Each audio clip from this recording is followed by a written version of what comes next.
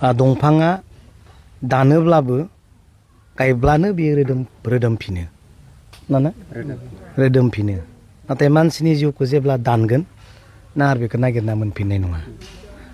साजाया अनेक दं अनेक साजा दं मानिबा थाखाय जुदि गोरोन्थि मावदोंब्ला बिनि अनेक साजा दं नाथाय दिनै जि साजाखौ होदों जों बेखौ आरो नागिरना मोनफिननाय नङा दा बिनिखायनो आङो बेखौनो बुंगोन जायफोर हाथियार लाग्राफोर सरकारनि मोनसे थान्दै हिसाबै बिथांमोना डिउटि गोग्लैदों हाथियार मोन्दों होननानै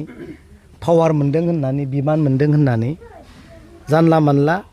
गावलाबायनायजों दिनै जानाय नङा गिबियावनो आङो बे न'खरनिसिम निमाहा बिनाय थादों कारन जों फैनाया एसे लेट जादों किसु खामानिखौ एंगारनो हायैनि थाखाय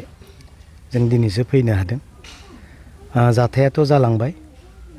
आरो जिउबो गोमालांबाय दा आं बेखौनो बुंनो नागिरो सोरबाया मानिबा थाखाय दाय मावमारदोंब्लाबो जिउ फोजोबनानै सोरनिबा न'खरखौ आलाय आथिनि खालामनायानो जोबथा साजा जानो हाया दिनै मोनसे न'खरा आसखान्दा जादों दा बिनिखायनो आं बुंनो नागिरो दंफाङा दानोब्लाबो गायब्लानो बियो रोदोमफिनो ना रोदोमफिनो नाथाय मानसिनि जिउखौ जेब्ला दानगोन ना आरो बेखौ नागिरना मोनफिननाय नङा साजाया अनेक दं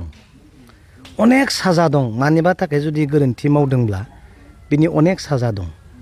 नाथाय दिनै जि साजाखौ होदों जों बेखौ आरो नागिरना मोनफिननाय नङा दा बिनिखायनो आङो बेखौनो बुंगोन जायफोर हाथियार लाग्राफोर सरकारनि मोनसे थान्दै हिसाबै बिथांमोना डिउटि गोग्लैदों हाथियार मोन्दों होननानै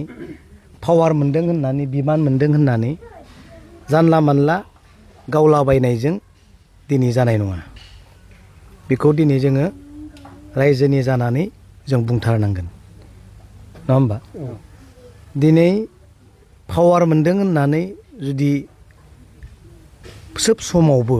गोरोन्थि मावनायफोरखौ सिलायनि गुलिजों जुदि फोजोबनो नागिरबा